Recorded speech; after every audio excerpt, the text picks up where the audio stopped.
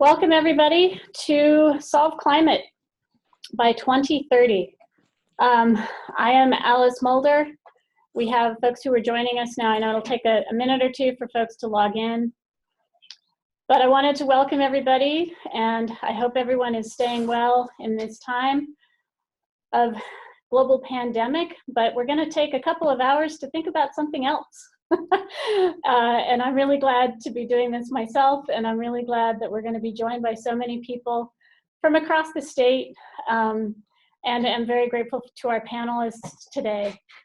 So just to let you know, so I'm Alice Mulder. I am a geography professor here at Weber State University, and I also direct the Sustainability Practices and Research Center here. And we have hosting the Solve Climate webinar for Utah. Really excited to be able to do that as part of this national effort of Solve Climate by 2030. And just so that people know how we'll proceed, I am going to be, first off, the webinar is being recorded. We will be sharing out a link. Those of you who've registered and got the link to attend live today will be emailed the link to the recording once we have that available online. I'm going to share about a 5-minute recording from Eden Goodstein at the Bard Center for Environmental Policy, which is the national organizing entity for Solve Climate, for their kind of national umbrella message. And then I'm going to introduce our panelists, and we'll proceed with their presentations. I also wanted to let you know that we are also simultaneously engaging with a Twitter campaign at #SolveClimateUtah. So if you would want to follow that, please do, and that will carry on after the webinar as well. So we'll hope you'll have a look there. I also wanted to encourage people with the chat bar that's at the bottom of your screen. Many of us are becoming pros at Zoom, but if you don't know, there's a chat function you should see at the bottom of your Zoom screen. And you can type there, and I'm curious for you to just one sentence or not even a sentence, but where are you joining us from? Whether that is your physical place, city, town, or organization. It would be kind of fun for people to see as they scroll down the chat and have a look at that. The other thing I will say in terms of format is once we get started with the panelists, we'll have their presentations, and then we're going to have a discussion for the second hour of our webinar today. And I ask that folks will use the question and answer function, or the question function, which is also at the bottom of your screen, the Q&A.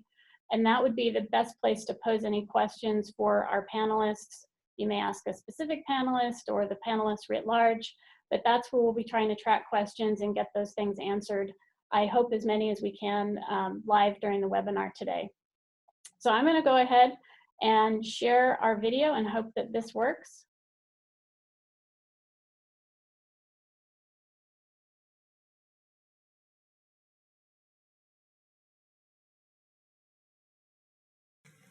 Welcome to Solve Climate by 2030.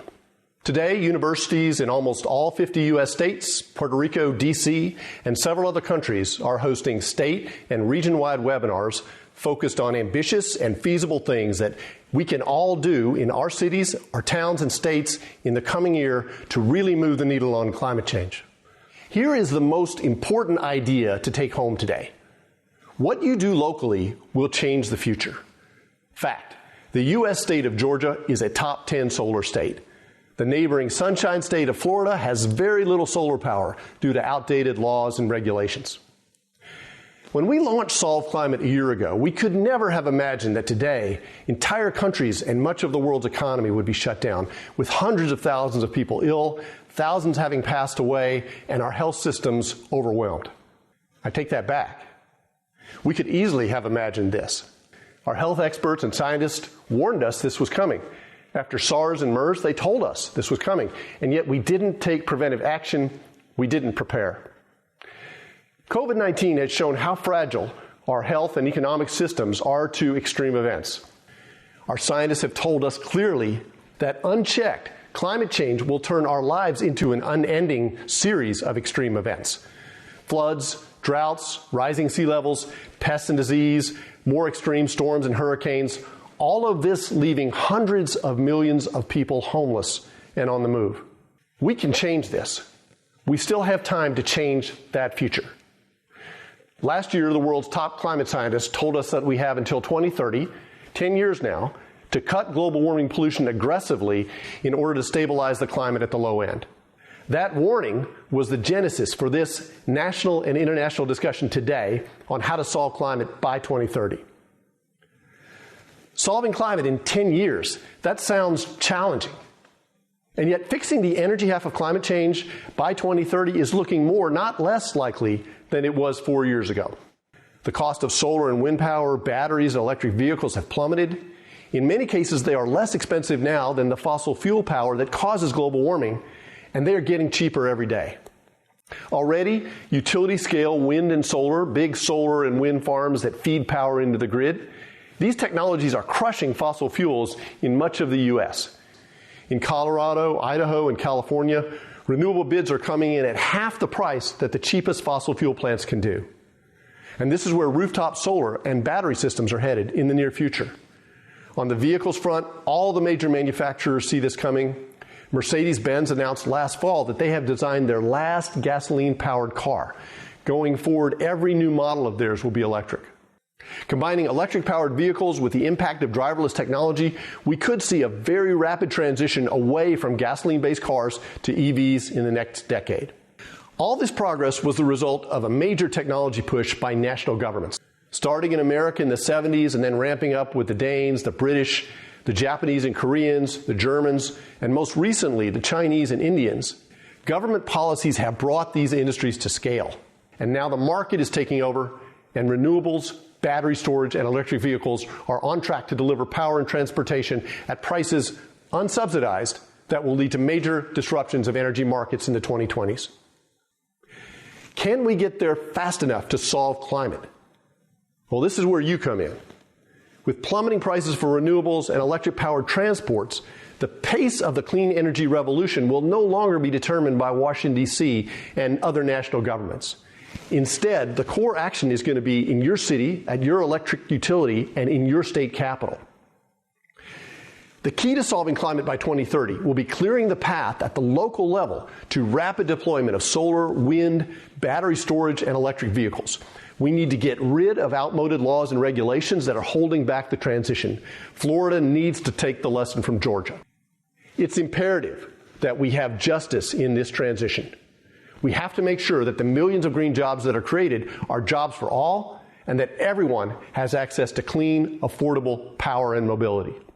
Today, in Nebraska and New Jersey, in Idaho and Alabama, in Bangladesh and Brazil, we're going to find out what are 3 ambitious but feasible things that we can do right at home to smooth the path for clean energy and to bring energy justice to our communities. Following the webinar, I hope you will join a group or class discussion about what you can do to make these solutions real. Then, what next? Well, this summer, young people in particular have a terrific opportunity to both support climate solutions and gain valuable job skills in a down economy. The most powerful thing you can do to solve climate by 2030 is to join the political campaign of a candidate who best represents your views on climate solutions. In doing that, you'll also learn how to communicate, you'll gain courage, and most importantly, be part of a creative, strong, powerful vision for the future. COVID-19 is giving us a stark lesson about what happens when we ignore warnings from science. Today, we'll see how 10 years can be enough time to drive the climate solutions that we need, and that the future will be what we make it. Thank you for the work you will do to solve climate.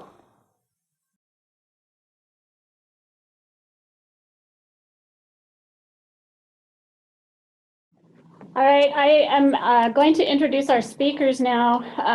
And as Evan Goodstein commented, the climate challenge that we have isn't a big challenge. It's a daunting task, but I think that what you will find, I hope, from the webinar today is that we will be inspired. And I think the fact that we're all gathering here in the webinar today and then going out and connecting, and students will be connecting through courses with faculty, with their teachers in high schools and junior highs and organizations around the state, that through that mass coming together, we can make all kinds of things possible. And I think we're even seeing that in this current crisis with COVID-19, that It's showing what we can do when we put our mind to it, right? We can make big changes, we can make them fast.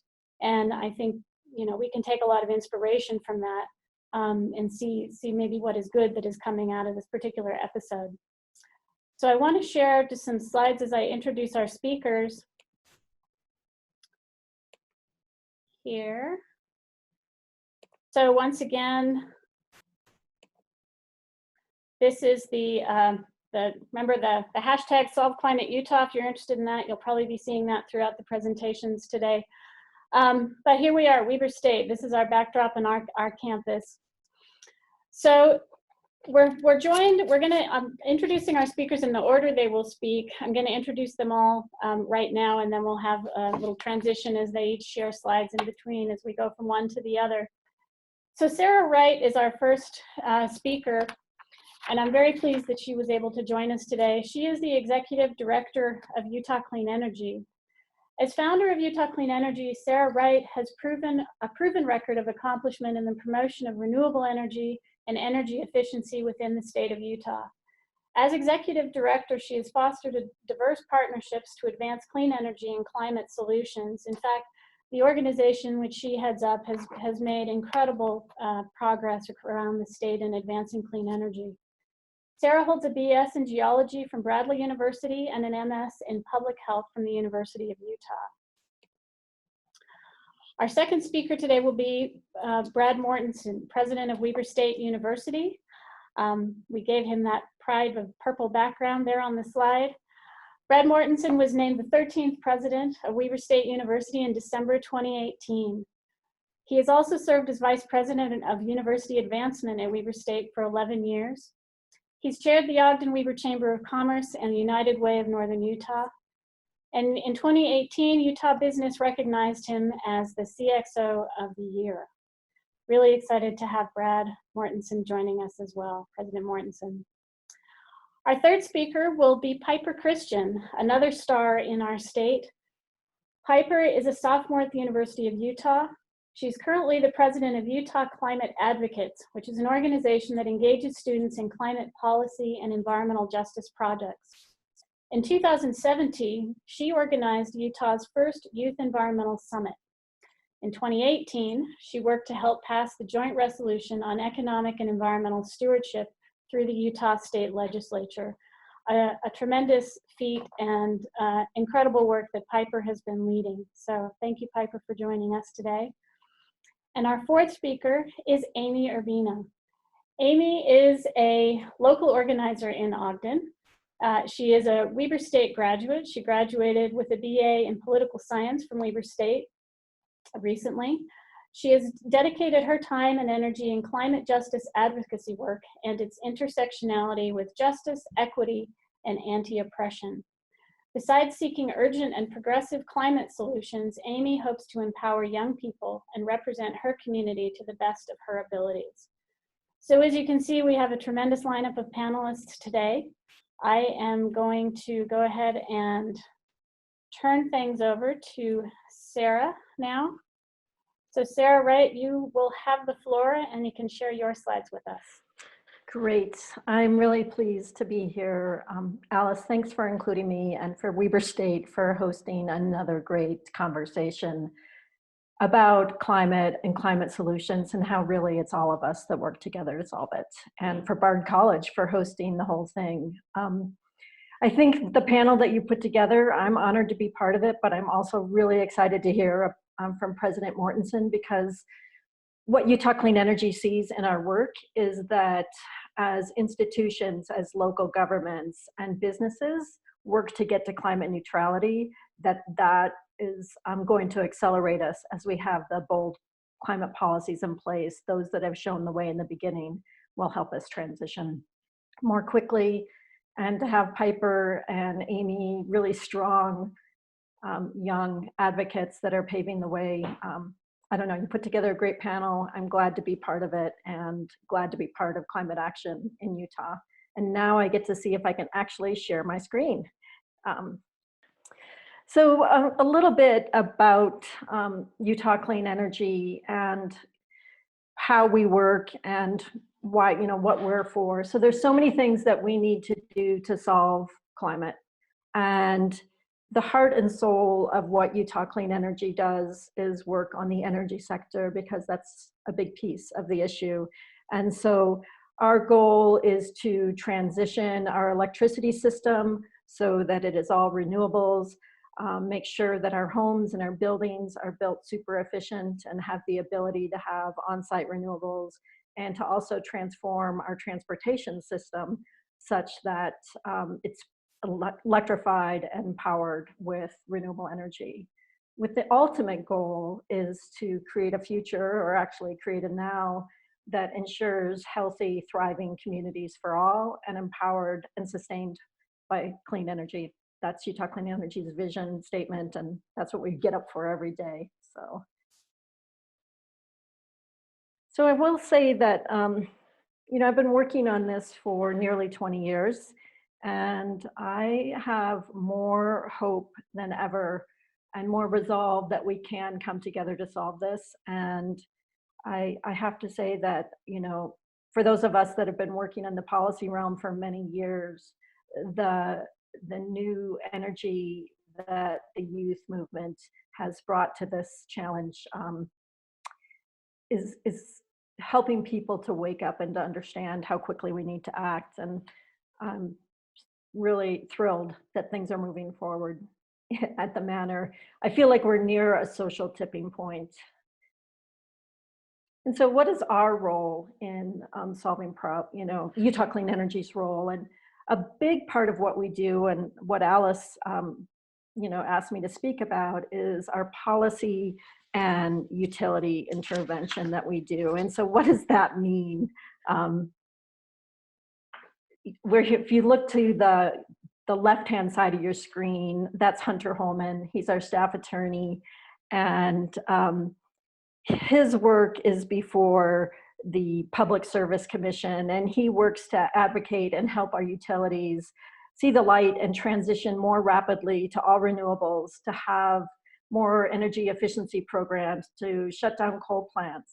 And you may be wondering why he is surrounded by yellow discs, but believe it or not, we still share confidential data on CDs.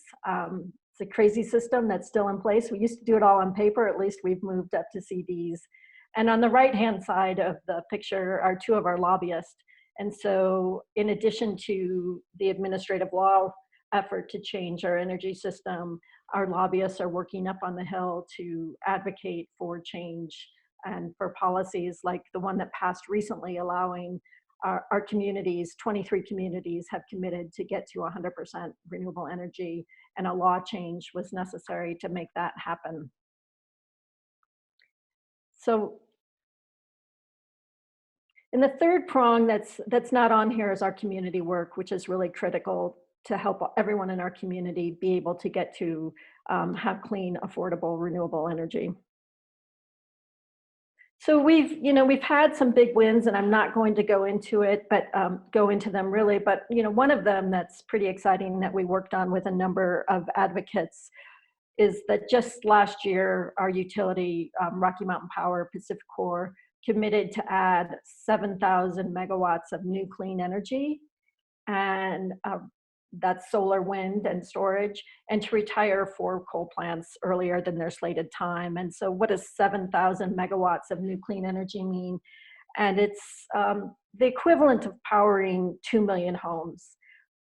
And that's a big start, but it's not going to get us there. And as important as our utility and policy arenas are, what Utah Clean Energy has found and has committed to, really started ramping up on this work in 2016, is that we need to depoliticize climate, remove the partisanship if we are ever going to move at the scale and pace necessary to solve climate by 2030. And we believe that the conservative state of Utah, that we're caring and compassionate, and we can be that state to sort of break that logjam and take the partisanship out, so that we can have a really impactful national response, in addition to the great work that's happening on the ground here in Utah with our local communities and our universities. So, you know, I guess if I leave you with nothing else today, there is one thing that you think, because we live in our communities, we think that everyone's talking, at least for us that are working on climate all the time, we think that people are talking about climate. And we think that it's very, that there's more happening in the climate conversations around the nation and in Utah. And Utah is in line with the nation. The Yale program on climate change, they do great polling work every year, but they found that only 36% of the public discuss climate even occasionally. Excuse me. So what we need to do is we need to change that, and we need to not just talk about climate with the friends or colleagues that already agree with you. We need to have those conversations with people that either don't yet understand or may disagree with you at that point. But as we do that, as we move that 36% to 50% to 75% of the people talking about climate, it's really critical, we found, and especially in Utah, to meet people where they are. And I must say, I speak from experience, you know, having worked on this for so long, it can be really frustrating when you think the science is so clear and that people, you know, your colleagues and friends and others that you know should understand this issue and understand the gravity of the issue and the urgency of the issue. But we have to start from a place of understanding that not everyone understands this. And I know I've been condescending in my time, and you know, we just can't do that. We need to meet people where they are. And I don't mean to sound condescending now, but it's just really, if we're going to have those conversations that will be so impactful for changing the dialogue even more, we need to think about how we're doing that. And the other thing is, I think there's always ways to find common ground, and moving policy for 20 years in a conservative state, I definitely experienced this. We all come from different backgrounds, but if we can enter these conversations, these hard conversations about climate, and looking for a place of shared values, it's really a great place to build from. And for example, in this picture, this is my son, Eli. And he was 3 when I started working on climate, and he'll be 23 this month. So, but he represents, for me, he represents much of why I do this work for him and his generation. But he also, he represents, everyone has some sort of Eli in their life, be it their kids, their grandkids, their love of the outdoors, their concern for those around the planet that will be disproportionately hurt by climate.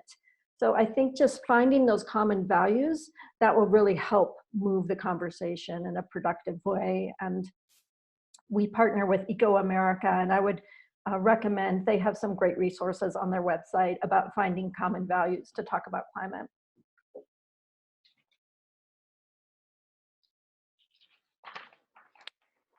So that kind of circles back to what we're doing here and working on climate leadership and our leadership initiative.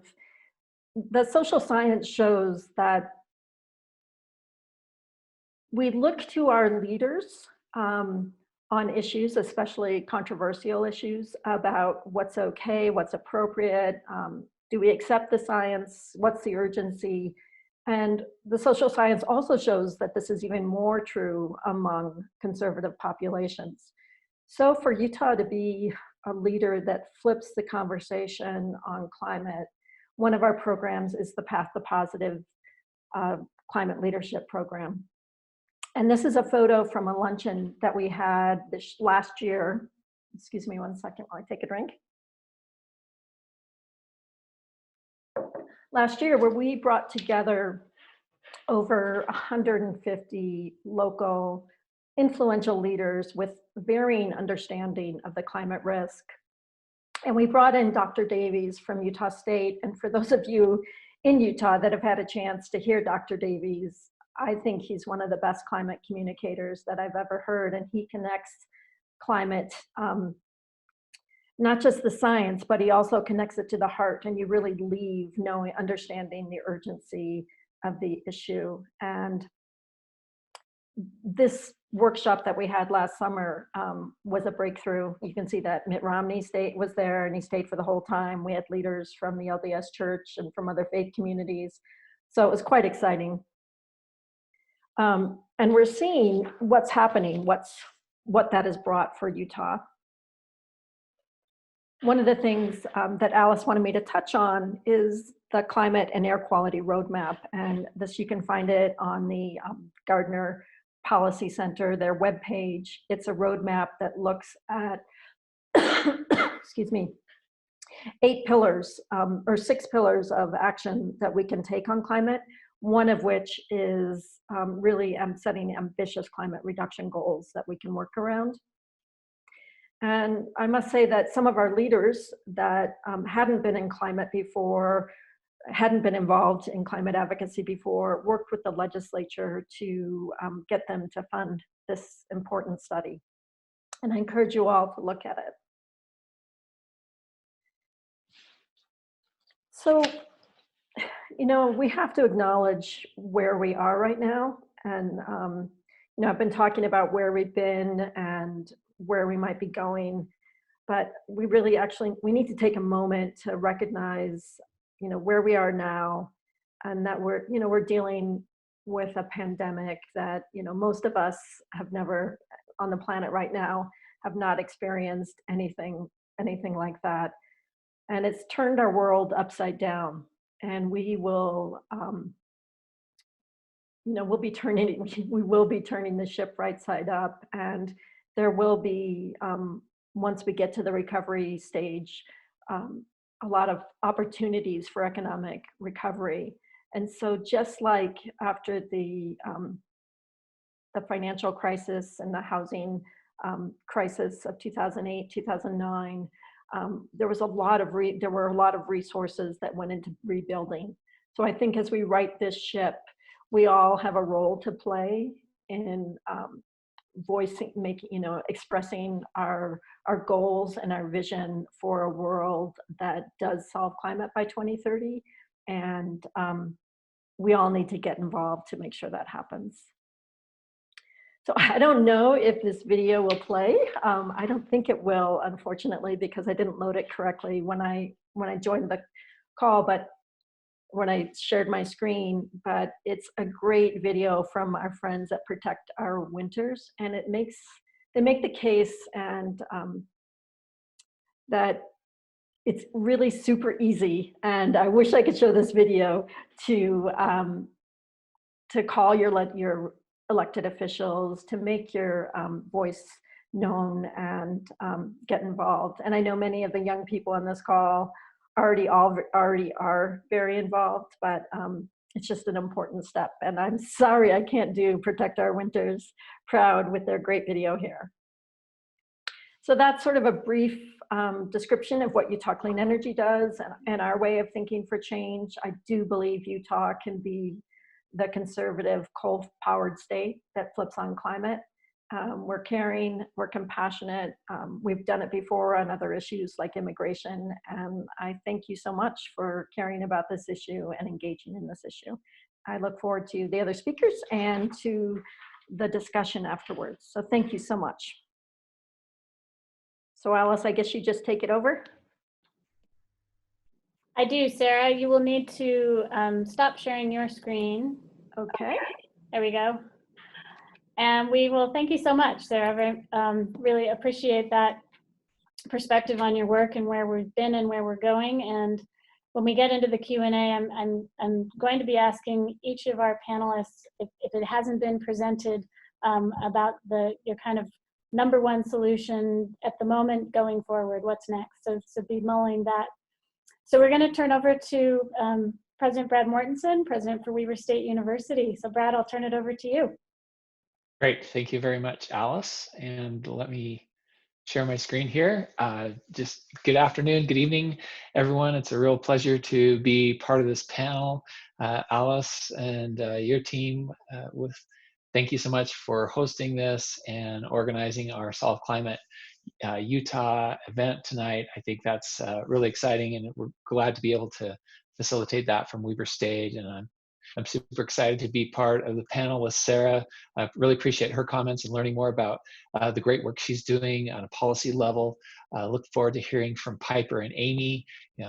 Aimee was just a recent student at Weber State, and it's not surprising to see her going off and leading great things in this direction. So, and honestly, truth be told, in a position like mine, I get to brag about the good work that our team at Weber State is doing, and it's I'm far from understanding all of the science, but I do try to be a cheerleader for our climate and sustainability efforts at Weber State. I think we've got a really powerful story to tell because of the work that's happened.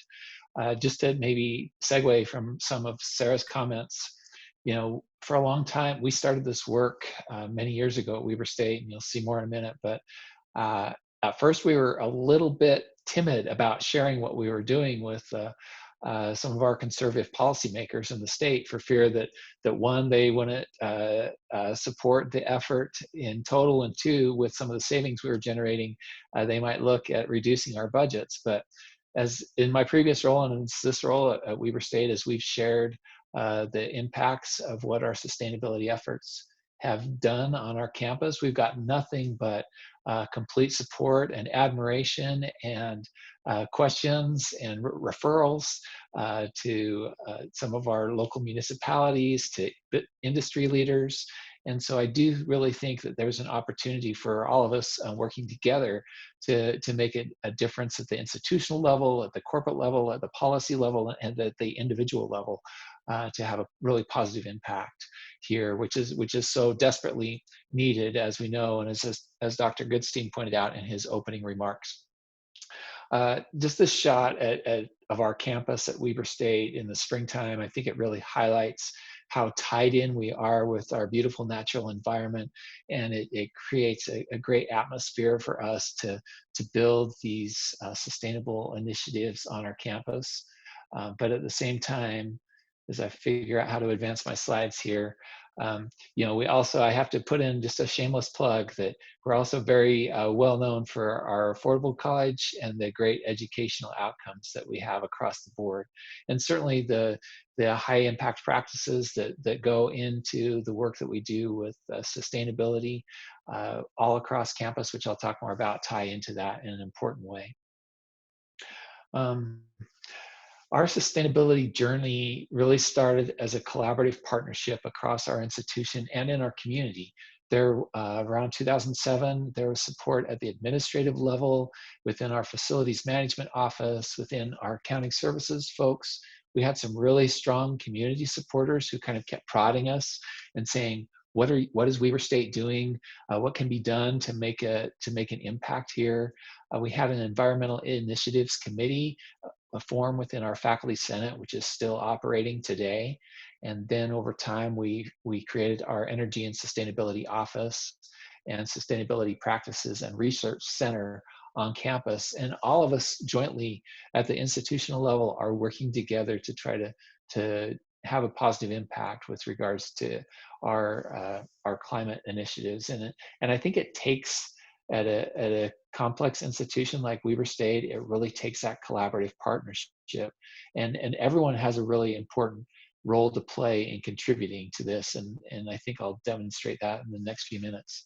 But I just want to start off with a couple of the big power slides here that show the impact of our savings from when we baselined this and started working towards our sustainability initiatives back in 2010.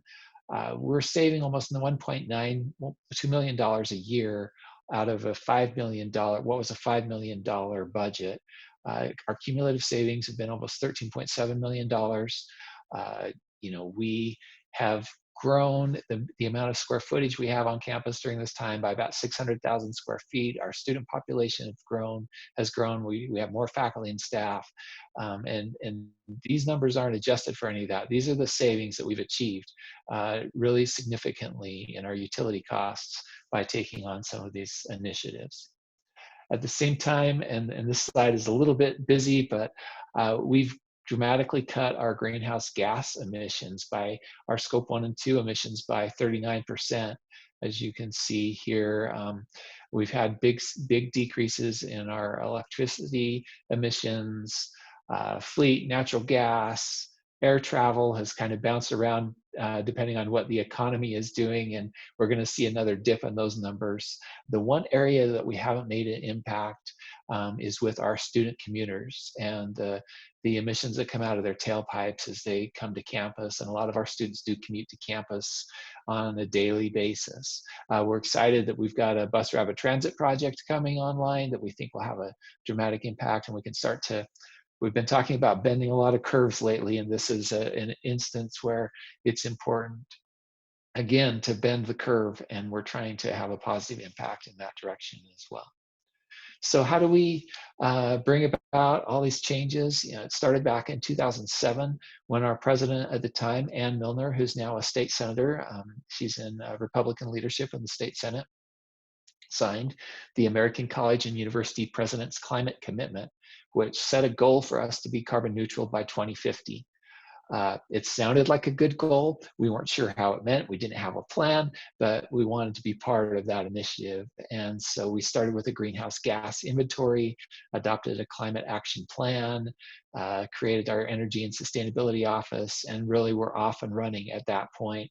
And since then, we've added our Spark Center, which really assists in these initiatives on an academic side. And just this past year, we achieved the STARS Silver rating. We'd been at bronze for a long time, so we're excited to have stepped up and have that recognition for our really holistic sustainability approach.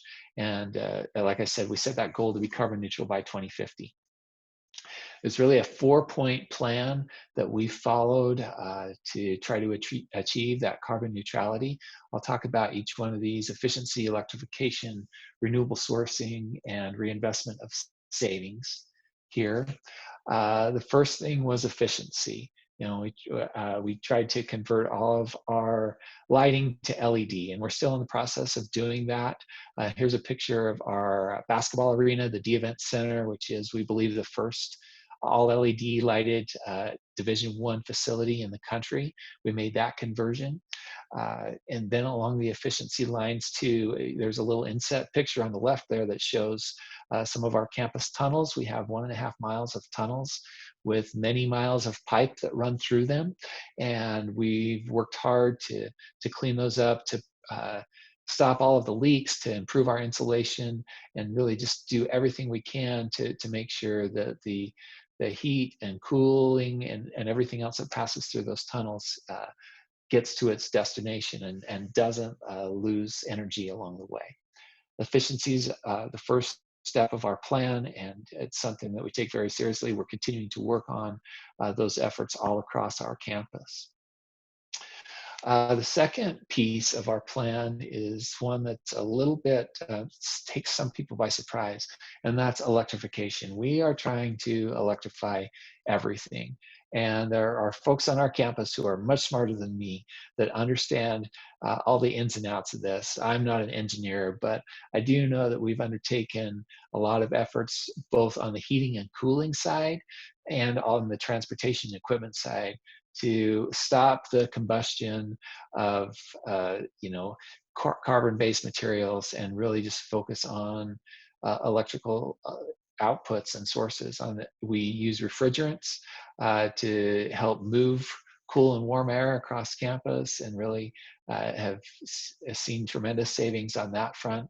And then all across our transportation and equipment portfolio, from the tools that we use for our landscape crew, our shuttle buses, we're hoping to convert more of them to electric. Our fleet, we have a number of all electric or hybrid vehicles now, and then the machines that our landscape crew and facilities crew uses to motor about campus. We're really trying to go to electrical sources on all of them, because if we can convert to electric and stop the combustion, that really limits our emissions and is much more efficient that way.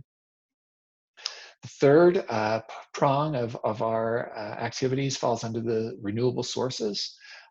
We've really pursued solar in a strong way, particularly at our Davis campus. We have a 7-acre solar field there that generates 1.8 megawatts of energy. That campus is running and has a capacity as it grows for a bit to be fully offset through that solar field. And we're really excited about the prospects of that. The solar on our Ogden campus isn't quite as economical in that we have a really strong infrastructure, our own substation, so our electricity costs are pretty low already. We are expanding solar on a couple of our buildings. We'll hopefully have our first solar covered parking lot by the end of the summer. But the other thing we've done is we've used some ground source fields. We've got 2 fields on our Ogden campus now with wells that run about 300 feet deep, and we circulate water through those and utilize the deep Earth's constant temperature to preheat or pre-cool the water, and then use that back in our facilities appropriately depending on the season to help them reach the desired temperature. And that's really that allows us to do a number of things. We shut down our boiler plant during the summer now. We've reduced the number of boilers that we have, and really, continue to move forward in that way because of the great renewable sources. And we have the capacity to do more of these ground source fields on campus. One's under a parking lot, one's under a play field. Nobody knows the difference from a functional standpoint, but as we expand that capacity, we'll be able to further reduce our combustible operations that we've relied on historically, and see further savings and further impacts from a climate perspective. And then the fourth thing that's kind of unique to our Weber State plan is that we reinvest all the savings, at $13.8 million. We've been saved for a little bit of interest that we pay back to the university.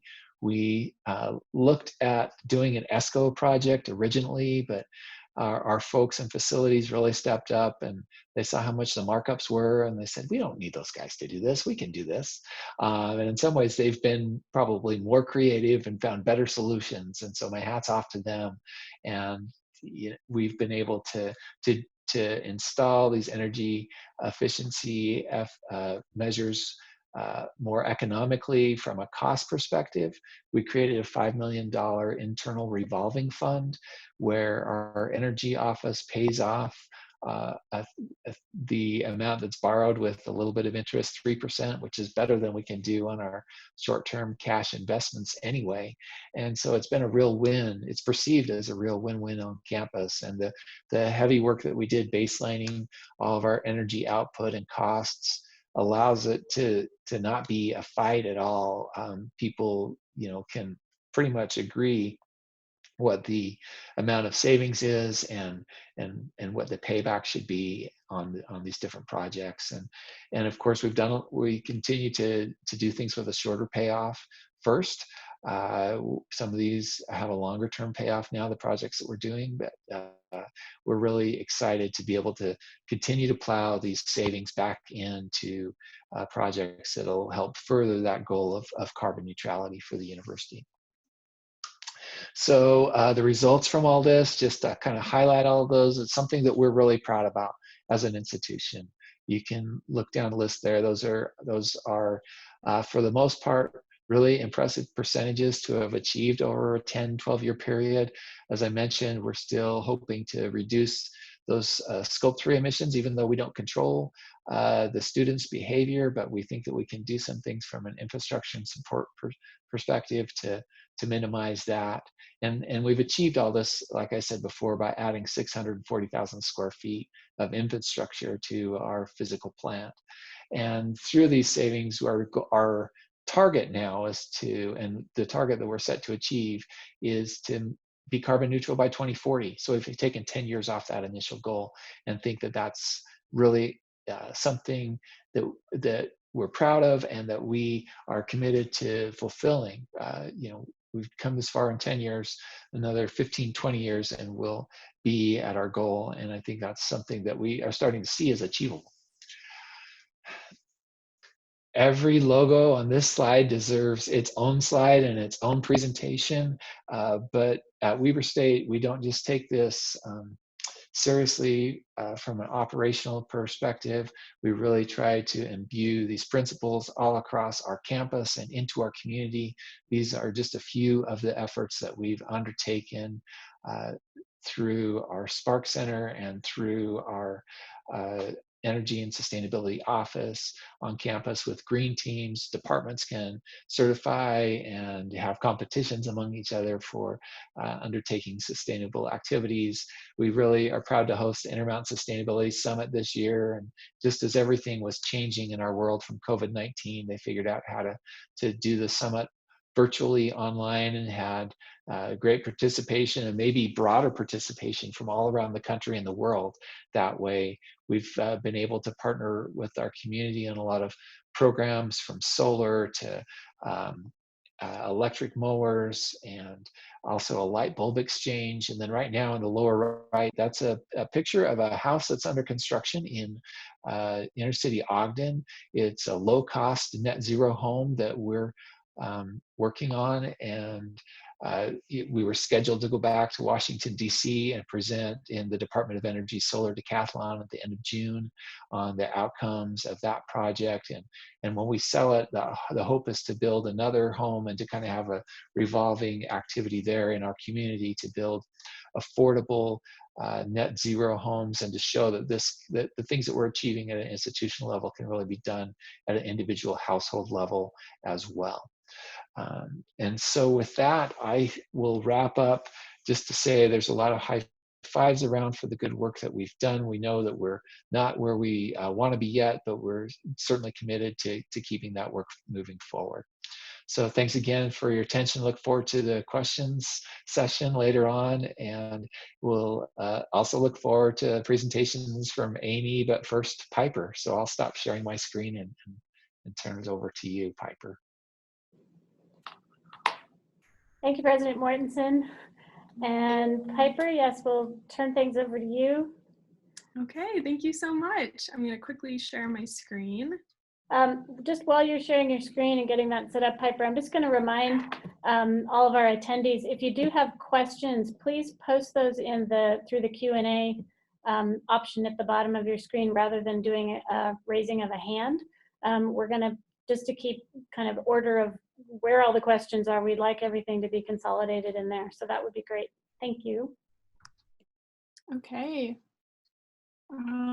Yeah, well, first I just wanted to thank the organizers of this call and express as always that it's been really a joy looking in the comment section and also preparing for this with my fellow panelists, simply because I think that Utah's strength is the incredible community we've developed around, collaborative efforts to bring about climate solutions. And I'm so inspired every day by the people that I have the pleasure of working with. So the things that I share in this presentation are really the cumulative result of a lot of different actors collaborating and helping out. So without further ado, I just would like to break this presentation from my experience into how high school students in Utah have found ways to engage, and then at the college level, what I have seen underway at the University of Utah. And I'm excited for Aimee to be able to also share about some of the other efforts going on. So first, for high school engagement. So my interest and engagement in environmental issues began as a 15-year-old and a sophomore in high school. I founded an environmental club called the Logan Environmental Action Force, or LEAF Club, and we promoted environmental stewardship through political engagement, educational initiatives, and recycling and anti-idling projects within our high school. I love to start with my small environmental club because it was really started with a couple of high school students and then grew to be something that was not only significant within our school, but around the state, really building coalitions with students around Utah. And I think as a student, the most critical starting point is community engaged learning, really taking what you're gathering in the classroom and applying it to the community at large and the broader state.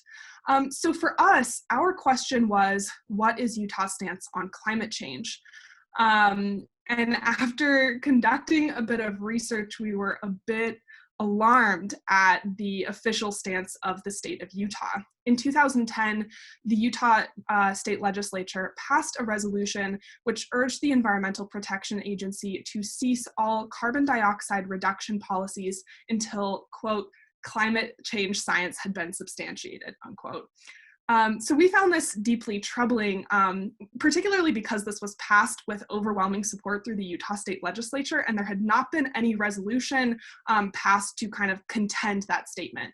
And as high school students, we believed that this stance was inconsistent with the changes we were seeing in our state, and that a lack of discussion on climate change could endanger our future. So we didn't want to sit idly. We wanted to bring that community engaged learning and actually engage. And so as a junior in high school, I and my peers drafted the concurrent resolution on environmental and economic stewardship, known as HCR 7. The photo on the left is some of my buddies from Logan High after Senator Jim DeBacchus first agreed to be a co-sponsor to our resolution. You can see we were quite dumbfounded. In essence, HCR 7 recognizes the impacts of a changing climate on Utah citizens and encourages the reduction of emissions through a variety of measures. And so it was really an opening of a dialogue in a very conservative legislature on climate solutions. It's important to emphasize all of the different strategies we use to engage. One of the big takeaways from our initiative that I think is essential is that students and activists all have varying levels and abilities to participate depending on their schedule or where they live in Utah and other factors. So we wanted to make it possible for folks from all walks of life to be able to contribute, because everyone's voices matter in this initiative. So first, we organized a panel of leaders in science, energy, education, and policy for an event called Climate Solutions for a Healthy Future. And they spoke with our legislators about the importance of climate action. And what I loved about this event was that over 30 students attended and had face-to-face conversations with some of the most conservative legislators in our state and had really positive interactions with them about climate solutions. Additionally, our resolution had numerous hearings throughout the 2 years that it was underway, and we had students give prepared testimonies at every single hearing.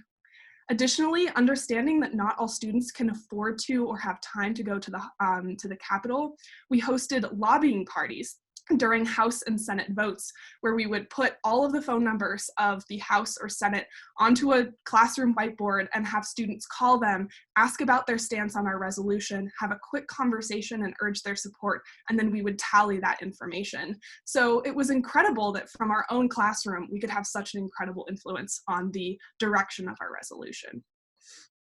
Additionally, at the local level, we attended town halls and spoke with every possible news outlet in the state, and distributed a petition that gained over 1,500 signatures.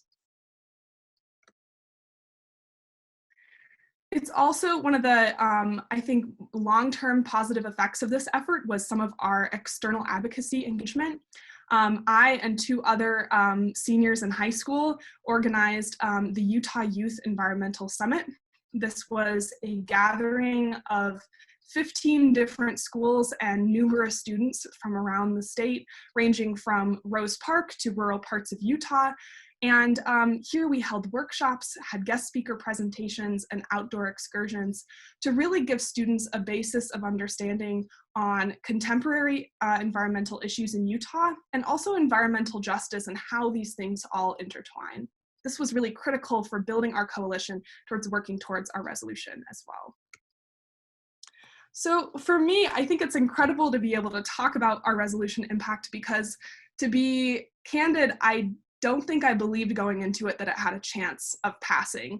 It was a Republican supermajority legislature, about 87% Republican, and the overwhelming dialogue we got was that it was kind of a shot in the dark.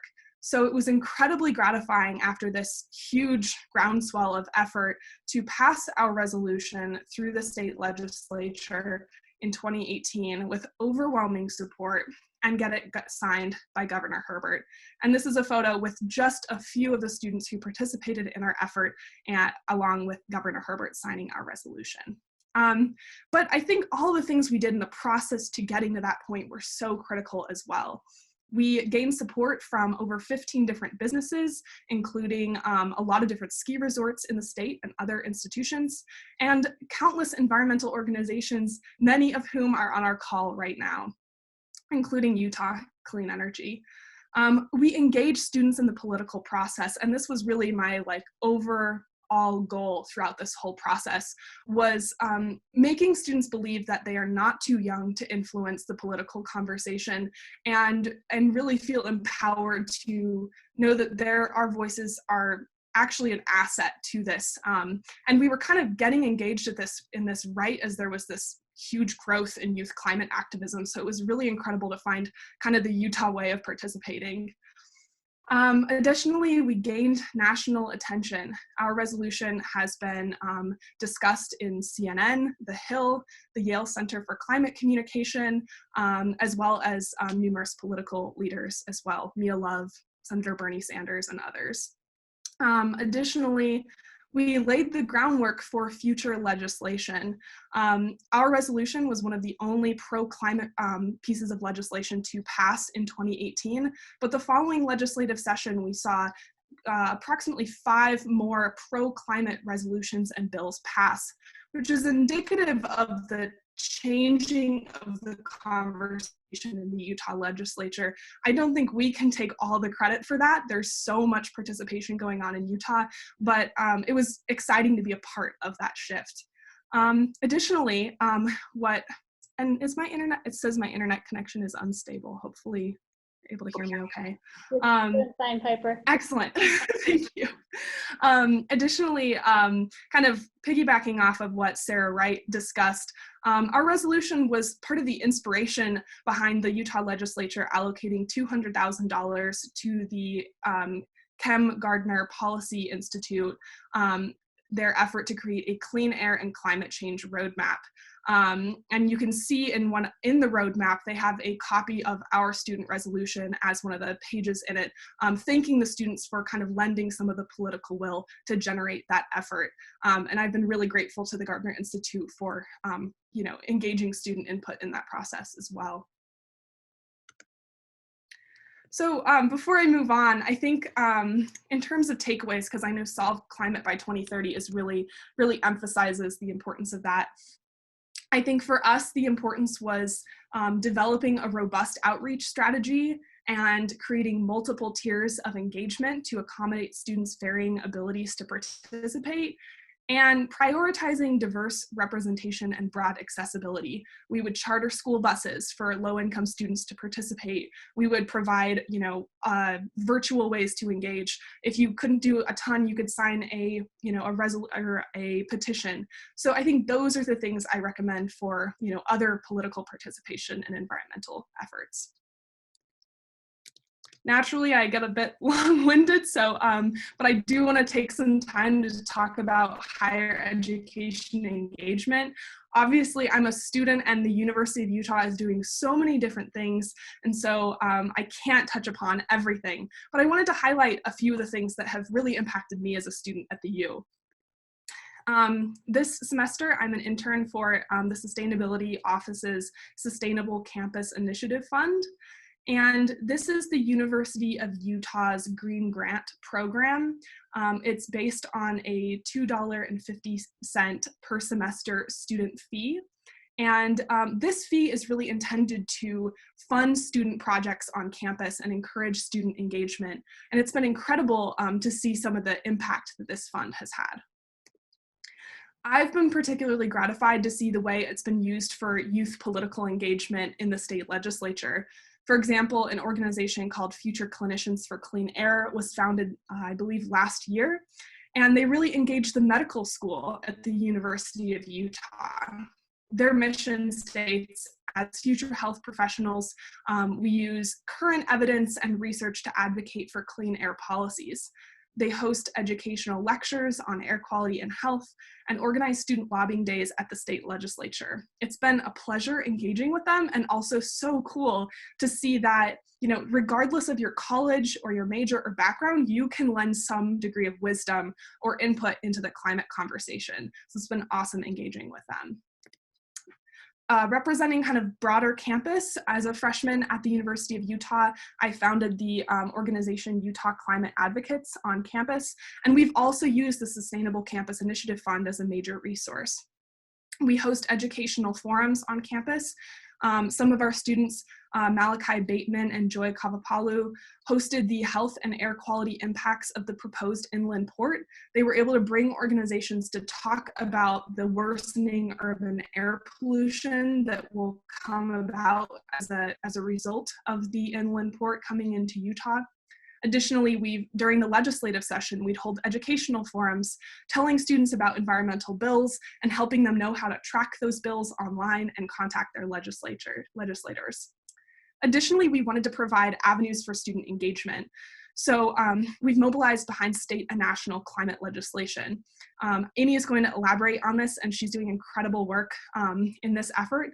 But we participated in the school strike for climate as the organizers, and approximately 150 students participated, even braving the rainy weather. And additionally, we've gathered signatures in support of a resolution sponsored by Representative Joel Briscoe, who I notice is on this call, in support of the Utah Roadmap. And kind of quickly touching upon some of the other positive work, the Sustainability Office has been hosting Problemtunity sessions, and it's based on the mission that problems seldom come without opportunities. They engage different stakeholders on campus to talk about shared solutions that we can come to. For example, they worked on a waste and recycling Problemtunity session, bringing folks from facilities, professors, and students together to discuss solutions. And I think you can't talk about sustainability at University of Utah without emphasizing our geothermal energy purchase. The U supplies almost 50% of our energy from geothermal and solar power, and the EPA ranked the U as the #8 university for green power use among universities. And the green power purchase is equivalent to powering almost 19,000 homes annually in Utah. I wanted to emphasize this just to show that as students, you can't overlook or underemphasize the importance of engaging your own campus in clean energy initiatives, as Weber demonstrated. So in short, I'm so grateful to have the opportunity to share about student engagement, both at the high school and collegiate level, and I'm looking forward to answering some questions as well. Thank you again for this opportunity.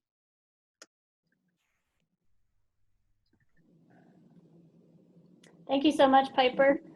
You'll need to stop sharing your slides. Okay.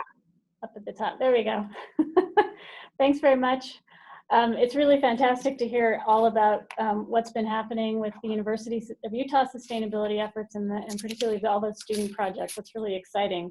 I love the problemtunity. That's a challenging word to say, but I love the concept. All right, Aimee, we are all looking forward to hearing from you next. Awesome, thank you. Let me get this ready.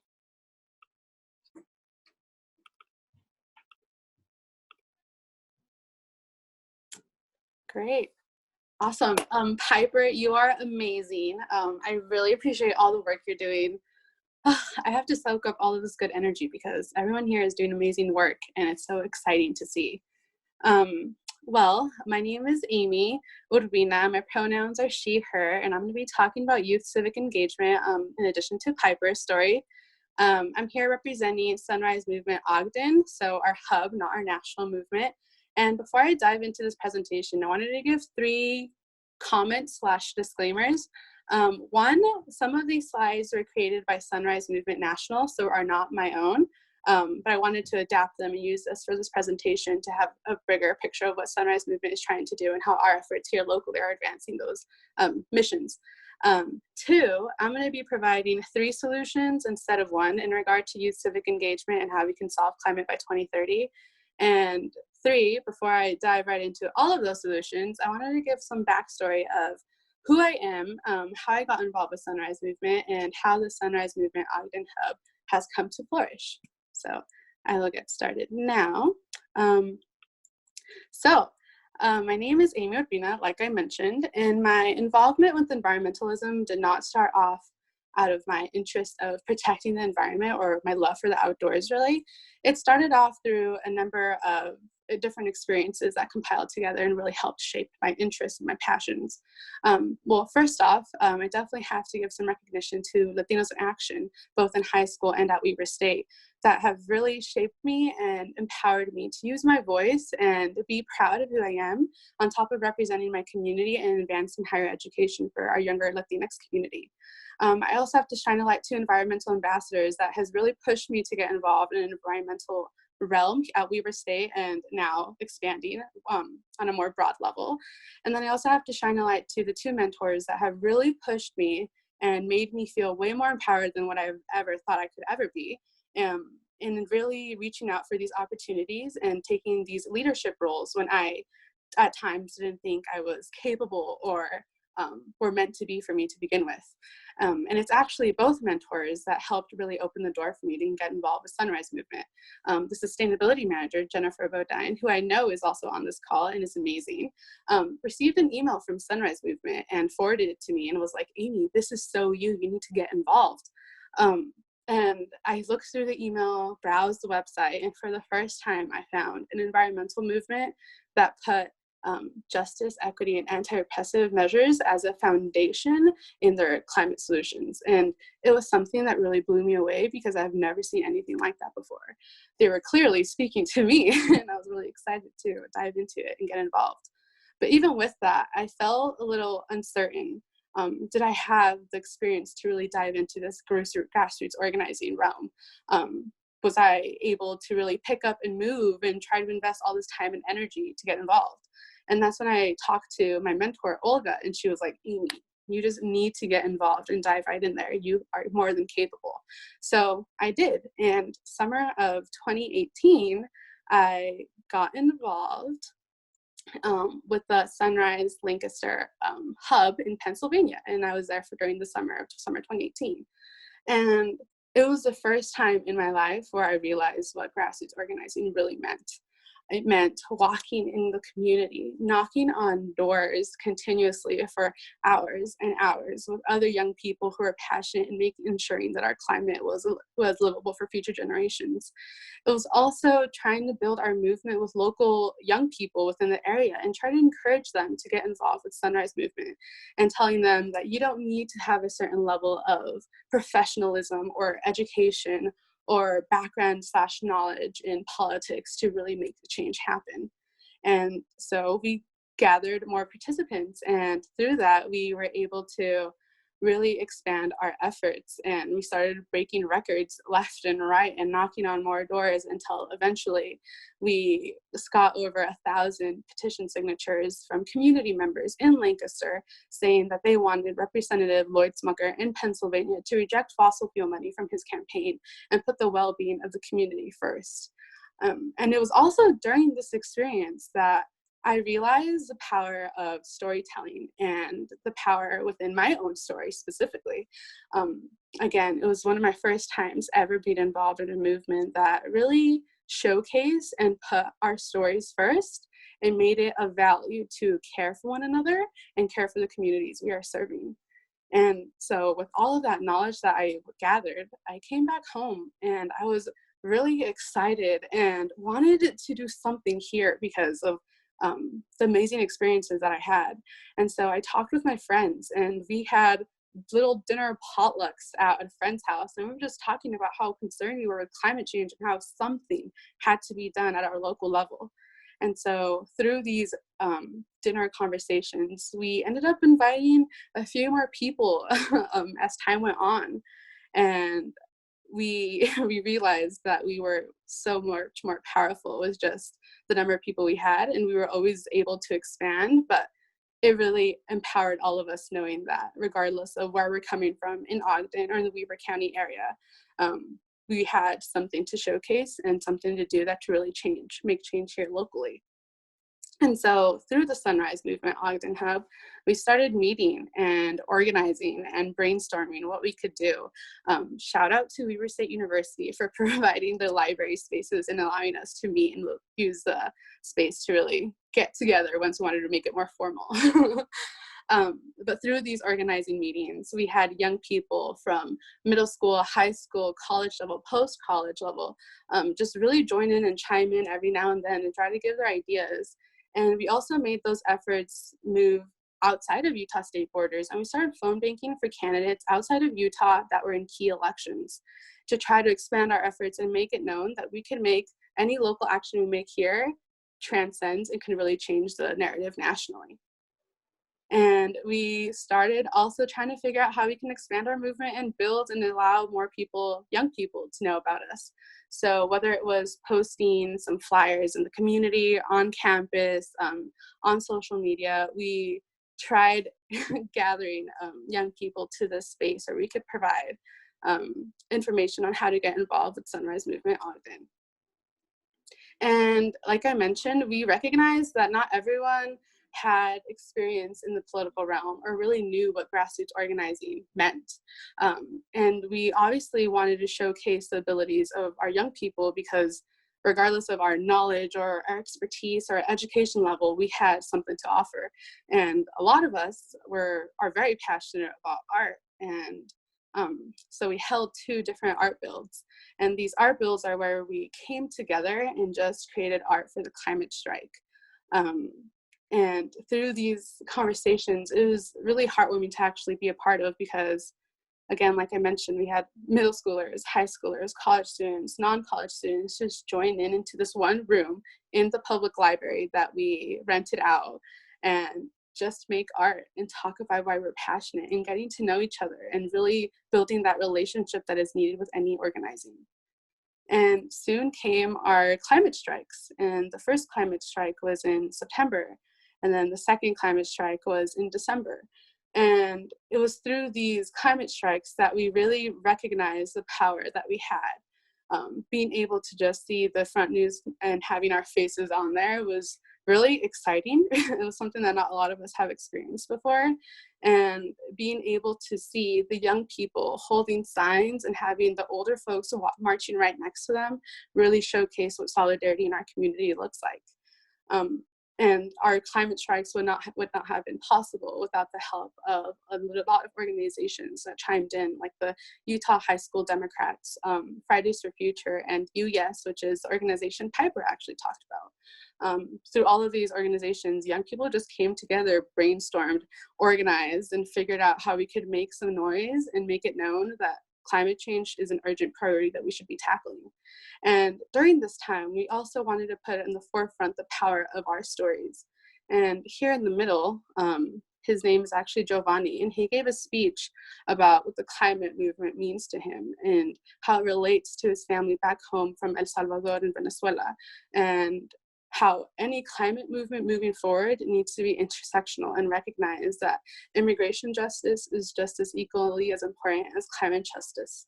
And it was a very empowering speech, and knowing that he was able to be so vulnerable in an open space like that because of his passion to spread the message and to act on this issue was honestly one of the most amazing things that I've been able to listen to. And on the right here, we have another organizer who talked about what climate change means to her and her family right here in Utah. She has a younger sibling, as you can tell, she's actually holding him, and she's fearful and she's scared about the future ahead. But regardless of that, she continues to push forward because she sees hope in all of us just joining together and continuously trying to organize. But as we know, with the COVID pandemic, we've had to shift a lot of our work that requires in-person relationship building to online. And it's something that we're also still trying to navigate. And it's honestly really hard. But with Sunrise Movement, they have provided us a space to keep organizing through Sunrise School, where they're providing a full 3-week course for young people to join to learn how to organize during these times and advance Sunrise's values. And this has also meant a lot of Zoom, a lot of webinars, a lot of virtual realities, and much more phone banking this time around, since in-person contact is zero now. But with all of our efforts of trying to expand the climate movement and build relationships and organize in our community, we still have this fear that climate change is just intensifying. And at times it becomes so hard to grapple with mentally and emotionally, because you see these headlines all the time, every year, of wildfires, of droughts, of people starving, of climate migrants trying to march their way through to find a better future. And you see this time around with hurricanes, and in the end, what this all means to us is lives are at stake and communities are at stake. And it's really hard to sit all of this through and trying to organize and keep hope, on top of like having so many people look at us as young people because we are powerful, but we are also vulnerable. And like I mentioned, we're in a global pandemic that has shifted our whole organizing around. And we're trying to grapple our emotional and mental states while also trying to take care of our loved ones and ensure we have job security to do so. And for a lot of our organizers who are still students, we're now trying to handle school online, which I know a lot of young people have have stories of Zoom conferencing and the troubles with that. It's honestly, it's insane. So if I can just have everyone just take a deep breath and recognize that this work is so hard, but it's really inspiring to see what everyone here in Utah is doing and what we see nationally take place and the conversations that are being had. So good.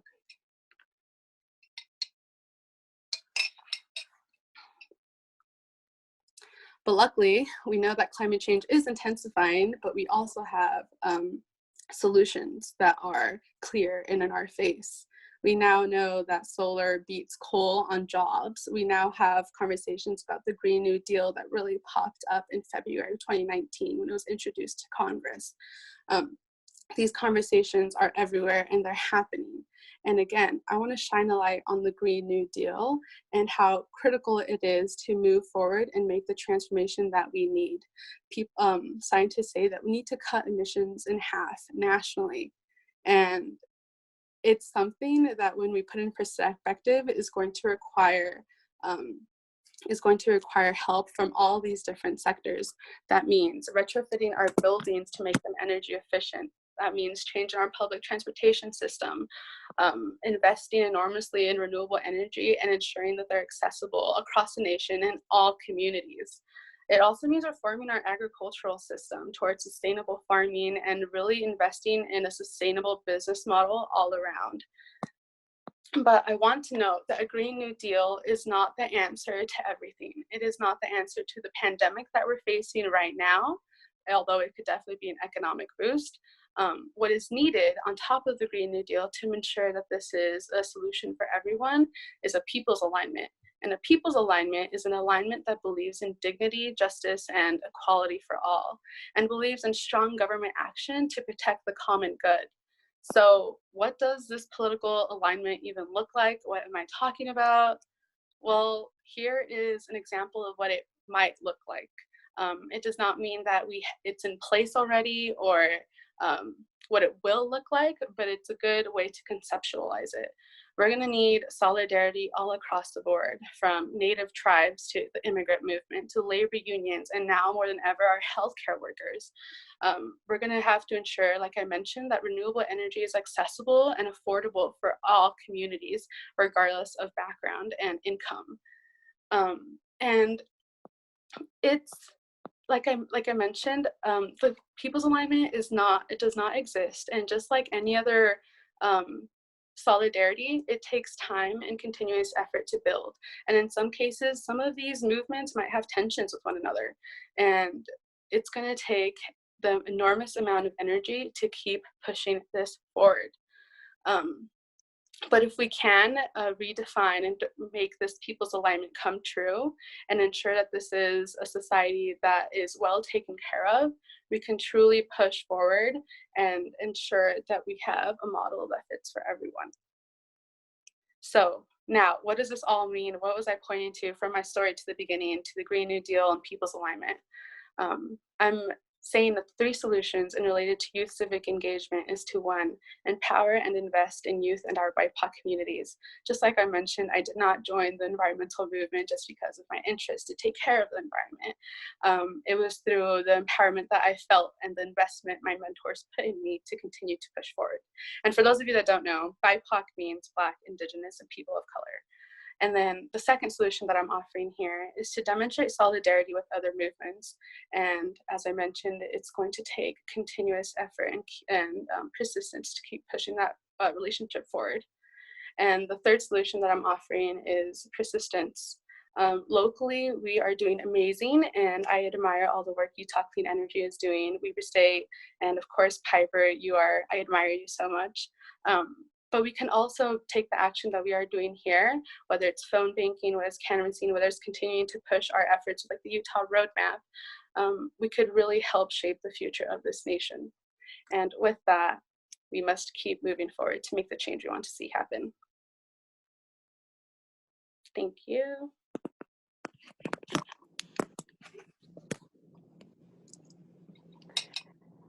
Thank you so much, Aimee.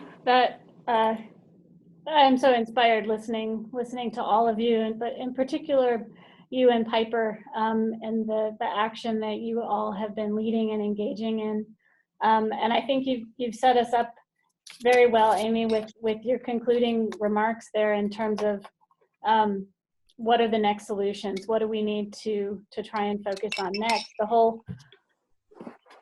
In some ways, I suppose the Solve Climate whole event that we're having here and in 43 states and 5 countries this evening, or wherever that time was, local evening time, is about thinking about solutions. It's about what are the top things we can do in our local environments, because as you both have illustrated so well, local engagement matters incredibly.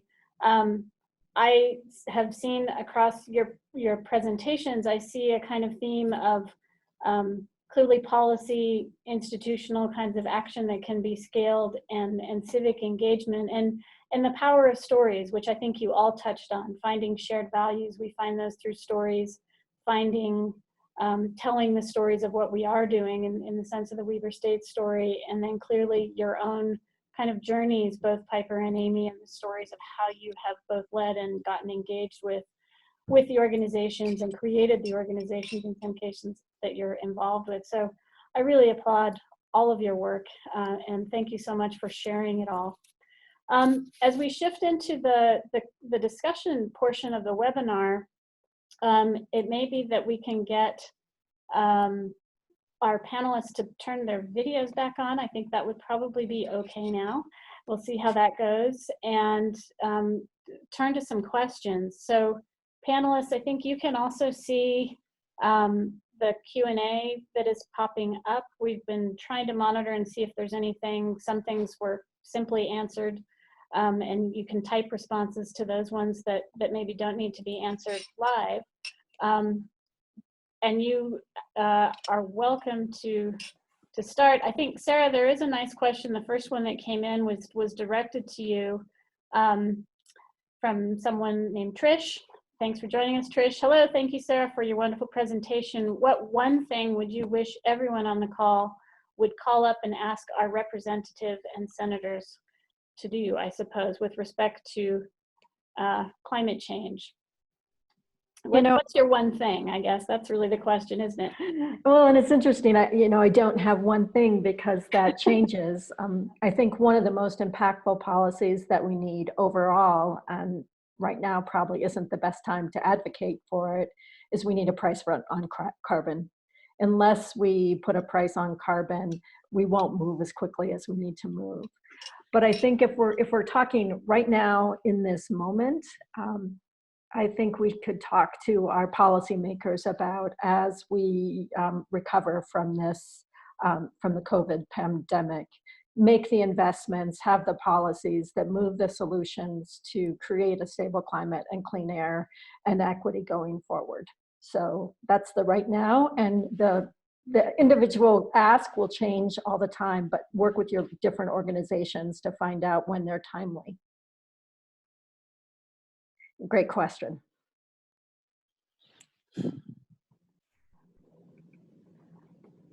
We have a question here on how do we achieve carbon neutrality from Amanda? And anyone's welcome to take it. We can, I mean, Brad, you've talked about that in the context of Weber and our goal. But if anyone who wants to address that question. Well, and I think it looks like from the timestamp that probably came in while I was talking. So let me just answer a little bit from a Weber State perspective. But you know, our goal really is to, from all of the energy that we use on campus, that it doesn't come from carbon-based sources, or that if any of it does, that we're offsetting that from renewable sources in an equal amount. So, you know, and we're looking at this from a big picture. You know, I mentioned the student commuters, our airline trips that we make as faculty, staff, and students related to university business. We're trying to take into that a very holistic approach, not just with the, you know, how we heat and light our buildings and cool them, but really anything, any activity related to the university that would need to generate energy, to try to make sure that we're doing that with renewable sources, or offsetting with renewable sources, at least equal to the amount we consume. And that's what we think we're on target to do by 2040.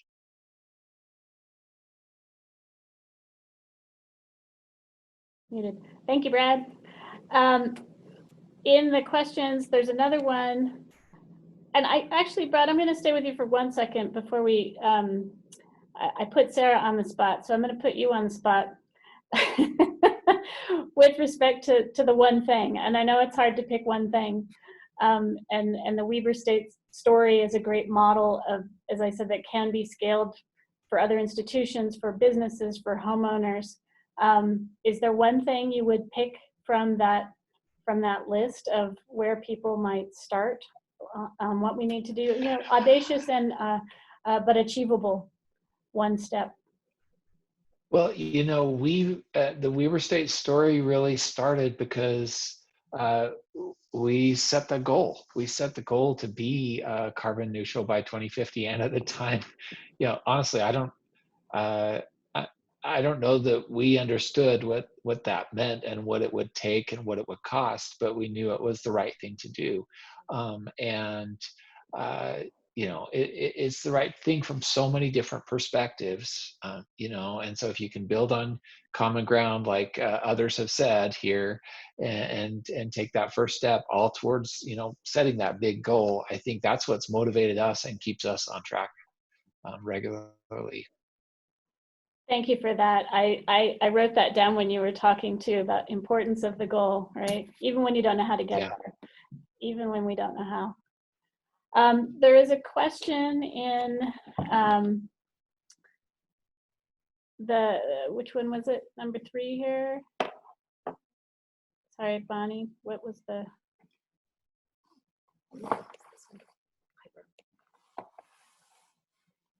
So Piper, we have the question, we're having a hard time getting students engaged in climate down south, especially at Dixie State. Any tricks you can pass on?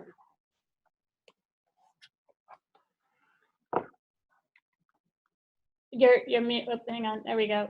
I'll unmute myself.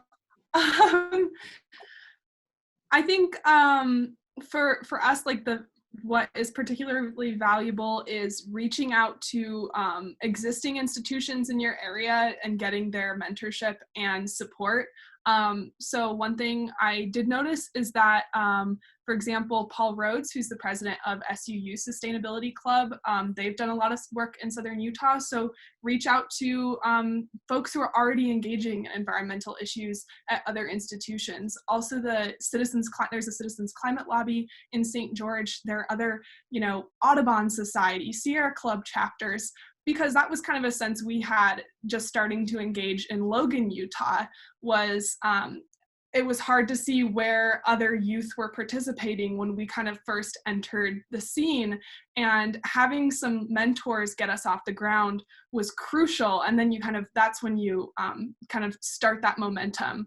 But I can't emphasize enough, I had 2 other students with the environmental club when the first year. It was practically bribing people to show up to our meetings. So don't be discouraged by that. Thanks, Piper. And while I have you talking, what would be your answer to the question of your number one? And I know Aimee gave us 3, and that's fair. It's hard to pick one. But the number one sort of next step or thing you would advocate for on I suppose engagement, really both you and Aimee spoke to civic engagement and on that side of things.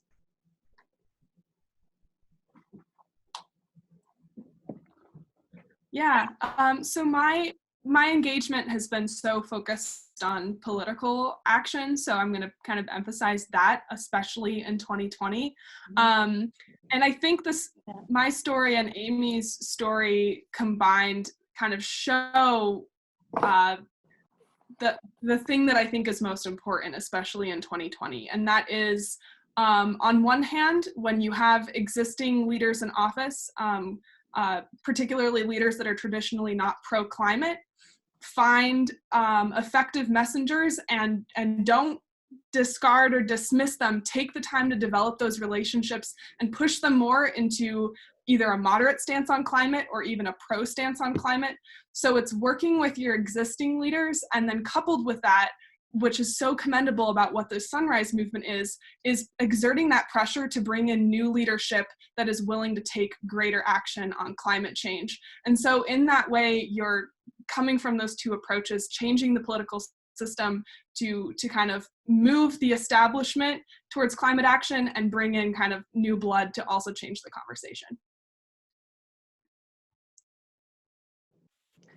Yeah, I was struck by actually both you and Aimee talking about that in terms of working toward accessibility, as you talked about it, working toward inclusion, working toward facilitating engagement, right, from all kind of sectors and perspectives. And I think that's incredibly important and really admirable to the work that you've both done in that realm. There was a question posed for both you, Piper and Aimee, actually, of how do you deal with climate despair?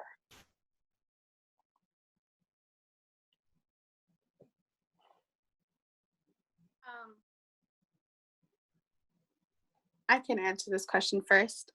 I feel very fortunate to have a group of friends that are, like, when one of us loses passion or needs to pause, we respect that and we give them time to collect their thoughts.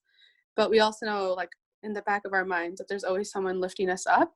And on top of this, I feel very fortunate because I work for Sunrise Movement, and the community that is within our organization is so focused on taking care of one another and respecting our self-growth that I never really feel alone much.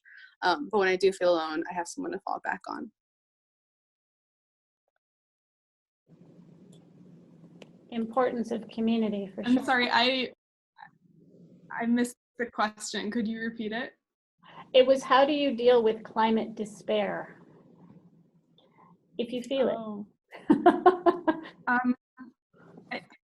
Really similar to what Aimee said, that community has been really what has kept me going, especially in Utah. It's so amazing. Any event I go to, there's always going to be at least a few familiar faces, and just really getting to know everyone who's participating in this from all different organizations, and getting a group of friends who also cares about this, comprised of students from around the state, has definitely been essential for me to continue working with this.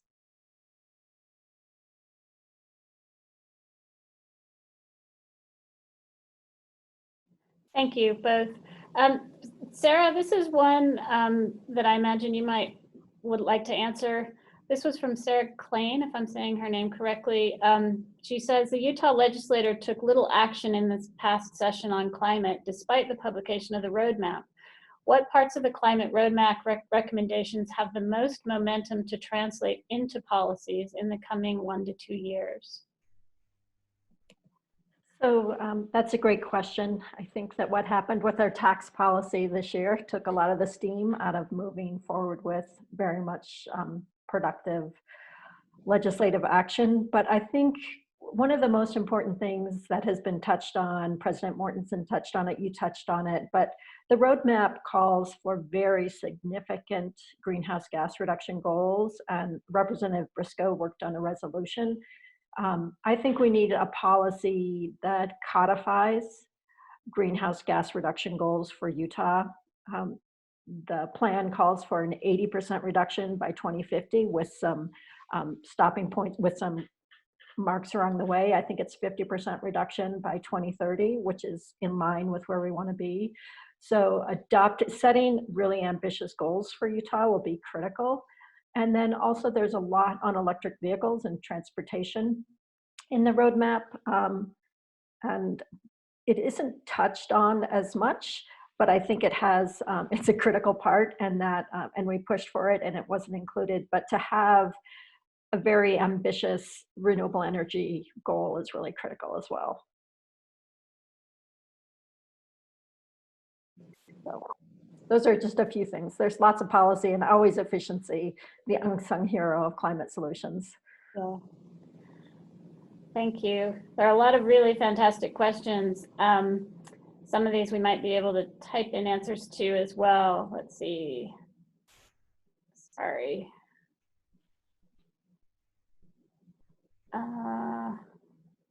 I guess another question related to trying to think about transitions within Utah. This comes from someone with Des.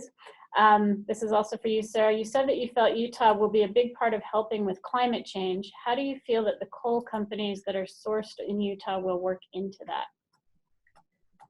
We are going to transition our energy system, and so I'm not sure the coal companies will figure in. There is some work on some coal to fiber, to carbon fiber, but I think mostly I worry more about the communities and the people in those communities that have been, long provided energy, and that was their economic engine. So I think that the Gardner Policy Institute is working on a task force to look at economic development. I think it's critical that on a state and federal level that we provide resources to those communities to retool their economy and have them be a key player in deciding how they do that.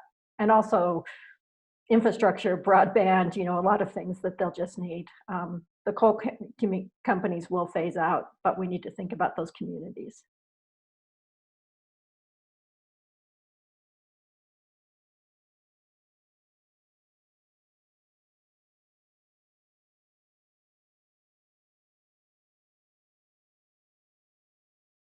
There's another question here. Thank you, Sarah. And while I'm trying to find some questions, I should say you see other names on the screen. Bonnie Christiansen and Mark Stevenson are in the room with me, socially distanced away, physically distanced away, helping field the questions and things. And Leah Murray, whose picture you may see on your screen, is helping work on the Twitter front, part of our group organizing this. So thanks to all of them. But panelists as well, if you want to be looking at the questions, if there's something that strikes you that you really want to answer and I'm not getting to it, please chime in and we can do that. This is one from Carrie France. Some of our communities have made 100% renewable by 2030, as well as other climate-related commitments. Are universities with institutional experience doing work toward carbon neutrality, engaging with their cities to help them make the plans to actually achieve these goals? What can we do to facilitate that? For example, Weber State with Ogden's commitment, or the U of U with Salt Lake City's. Brad, you may want to chime in on that one, and possibly Aimee as well. Yeah, we've had a good a good partnership going with Ogden City back since this is broader than just on climate issues, but we have our college town relationship that we kind of inked in 2013, and through that we've really included now sustainability, energy management, climate solutions as one of the key areas that we're focusing on through that college town partnership. And a member of our staff from the Energy and Sustainability Office sits on our steering committee now, and we're really trying to pursue those avenues jointly, and that comes to our waste disposal, some partnerships hopefully that will be coming down the road there to help us all eliminate some of our greenhouse gas emissions, but also, just us kind of sharing more broadly the net zero home that we're constructing is in partnership with Ogden City and other anchor institutions in our community through our Ogden Civic Action Network. There's so many opportunities that we can expand both what we've learned at an institutional level to help the city and its management, and then again to kind of trickle that down to the individual level, things that we can all do in our own households that make a difference here that I think are really important. And we've started to reach out to some of our other cities in our region to try to start that same type of momentum and opportunities working there, and to build off what we've learned in working with Ogden on that front as well.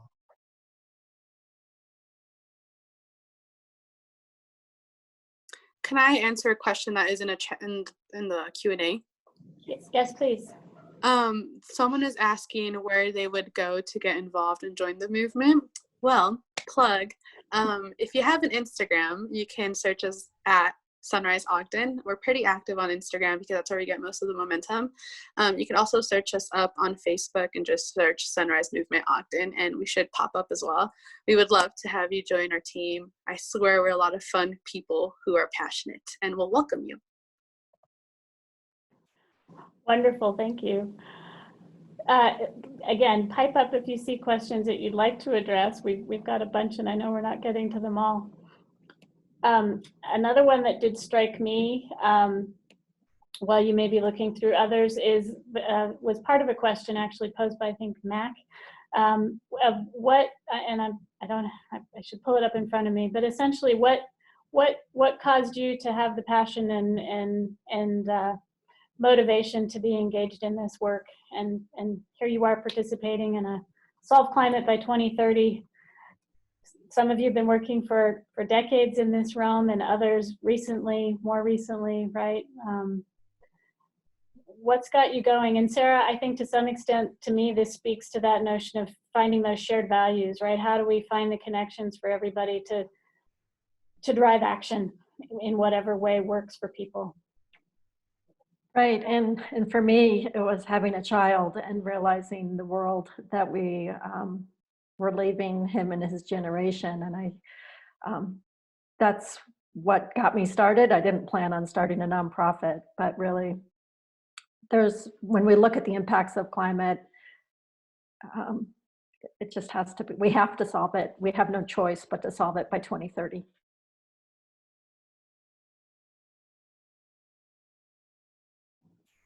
I'm seeing nods of heads. Brad, there was a question, and sorry, go ahead.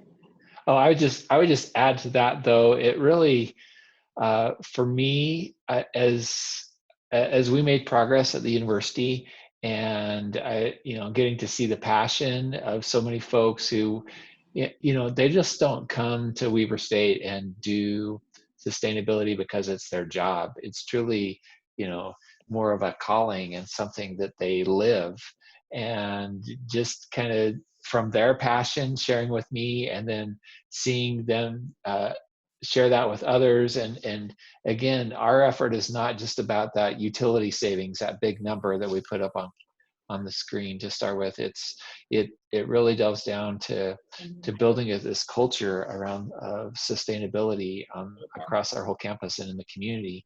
And I just kind of got caught up in all of that energy. So for those of you who are out there and are organizing and are trying to get traction in your institutions or your communities, keep going, because there's so much positive work to be done, and it's such an important issue that don't feel despair, don't be discouraged, but I really encourage you to keep working away, because that's kind of, I was caught up in that energy from others on our campus. Oh, okay. So Aimee, there was a question here. I don't know if you saw this. What are the risks if we do not consider human rights in climate policy? That comes from Catherine. If we don't consider human rights in climate policy, you're reinforcing anti-oppressive measures that is literally destroying communities. And when you destroy communities, you're not considering the fact that these are human beings, that this means culture, that this means potential. And yeah, it just really hits close to home. And I feel like it should be common sense to have a common good and dignity for all people.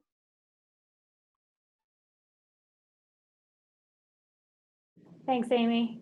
I agree completely. Brad, this was another question for President Mortensen. How has implementing green initiatives impacted WSU enrollment, and how has it affected the cost of tuition? Traditionally, green measures are costly. So is the result going to be increases in tuition? That gets at that common question, or sense that, to act is too costly, that we can't afford to do something about these issues. Yeah, and that's a fair concern, right? But that's where this the fourth part of our plan, where we're reinvesting the savings, really came into play to make the whole thing feasible.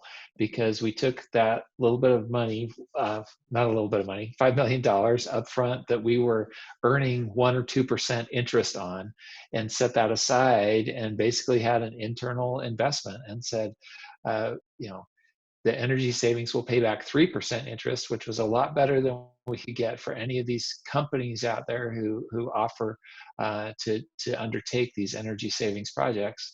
And it was cheaper than we could pay to have somebody else do it, but it was a better rate of return than we could get internally. And so it's not costing students more. Tuition is not going up because of this. In fact, it's helping us keep tuition affordable by undertaking these efforts. Plus, we're making investments in campus that improve the academic quality of our spaces too. If you go to many of the buildings we've retrofitted, like the Stewart Library, the new Lindquist Hall, and others, there've been so many improvements that have been made in those spaces because of the sustainability efforts that we've undertaken. And so I think it's a real win-win. I mean, a win-win-win-win, if depending on how many sides you want to count. And students should be looking more at a school like Weber State, I just have to say, because we're really trying to show leadership in these areas. And I think there's something very positive about that. Thank you. I'm going to give a nod here, or a voice to a question that's come in from Rob Davies. So he says, what does the word solve mean to everybody? As in solve climate. What are we? I'll start.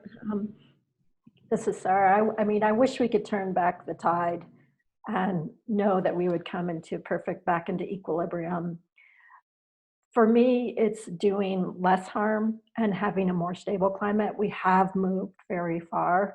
So it's keeping us into a range where, I shouldn't say this because I move into this despair place a lot, but it's keeping us in a range where, there's a chance that we will survive as a people on this planet, and that will have some stability in the climate, because the scientists know we have moved really far, much farther than we should.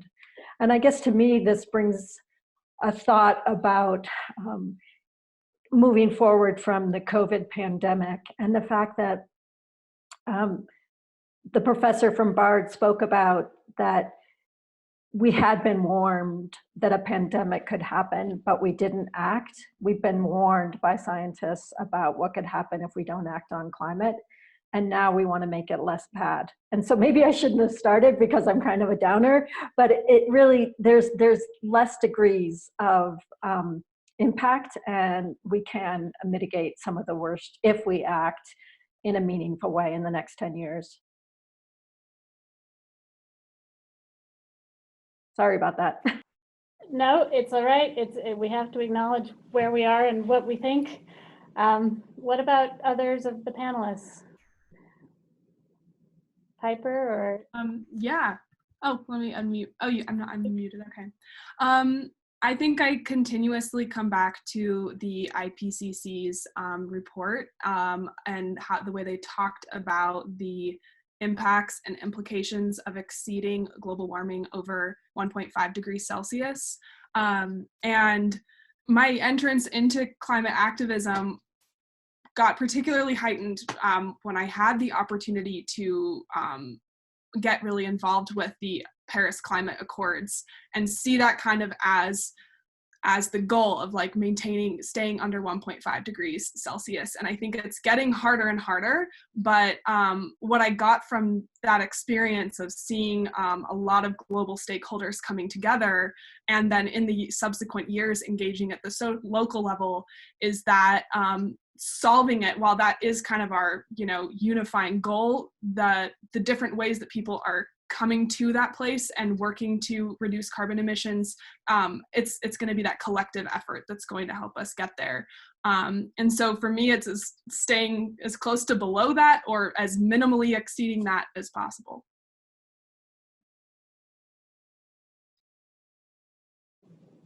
Thank you. Brad or Aimee, did you want to add anything, or should we shift to another question? I don't want to add anything in particular. I feel like Piper and Sarah spoke well on it. I would like to emphasize that I feel like when you want to solve climate, the foundation, as I mentioned, there should be equity and justice. If not, you're not changing much other than just trying to reduce emissions, which is obviously key. But if you're just reinforcing the same cycle, it doesn't advance community and community growth and community, I guess, I can't find the right word, but just advancing community altogether, then you're not doing the best that can be done. Thank you. It's hard to add anything to those answers. They all said it very well. And I would just add there's some great answers in the chat as well. So thanks for that. Thank you. I haven't been able to watch it all. I'll have to catch up. I'm not sure. There's so many good questions. It's really difficult to know where to go next. There's another question related to this notion of transition. I think this comes from Kaya. What way can government play, or what role can government play, and or citizens can support such possible policy measures in helping transition families and communities that rely on fossil fuels and extraction industries as jobs and their livelihoods? So this comes back in many ways to thinking about the coal industry as well in Utah and other fossil fuel areas. So she continues, as you said previously, renewable energy is moving. Can we set programs to retrain? Can we create jobs for sustainable infrastructure? How would one go about to creating a bill like that at a city, state, or federal level? I don't know if that's something any of you can speak to or make suggestions of where to turn for that. I think that's one of the next areas that we're looking at the university is how do we provide training or workforce for folks to go into green jobs. Starting to talk about how do we code classes that relate to sustainability across campus so that students can pursue those in a way that's easier to identify. I also think, we're talking about new fields, whether they're an energy engineer. Sorry, that's a bit of a tongue twister, but for folks to be able to to be able to go out and then work into cities, communities, industries, to be able to do this type of work associated with moving away from the fossil fuel industry into more of a green climate environment, and that's one area that I think is on the horizon for us at Weber State, and I think many of the other higher ed institutions and technical colleges as well.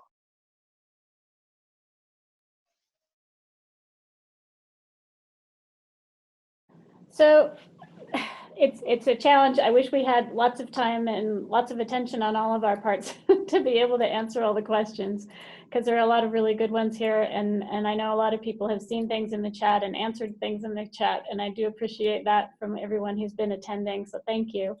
I do want to be mindful of our time and every obligations that we all have as well.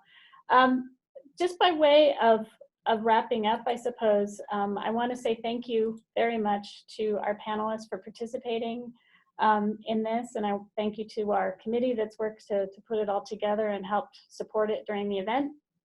So thanks all. And I guess by way of I'd like to stand on an upbeat note, right? I think that's important for everybody.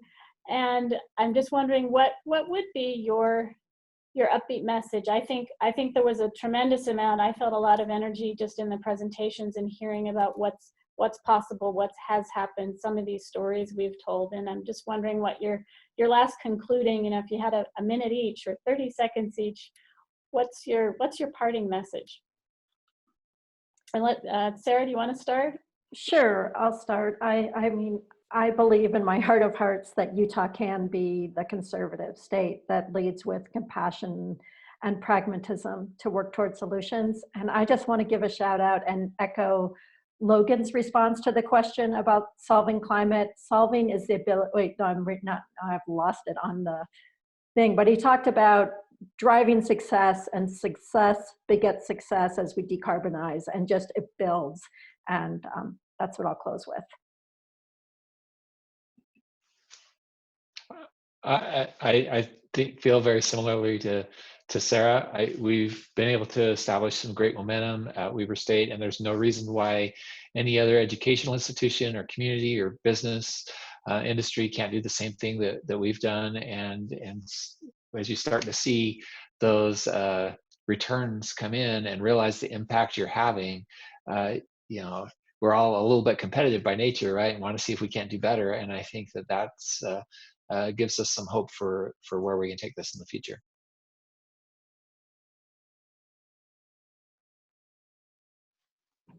Piper or Aimee, one of you want to go next? I can go next. My closing message will be, one, not to lose hope, because I feel like there is hope all around us because we are here and we are interested and we are having these conversations. And two, I would love if people think and imagine like the world that we really need to actually move forward and past this catastrophic thing called climate change. And imagine that we are there, and we could obviously do this if we keep working hard and have solidarity with one another in our efforts in ensuring that we have a livable future. Oh, there's so many things that give me hope. I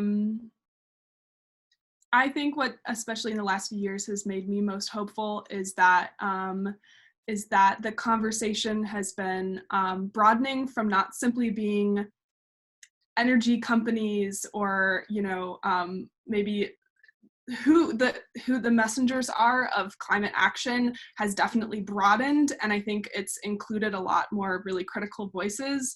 And I think through that kind of diverse perspective, we're going to be able to come up with solutions that are more productive and helpful to all people.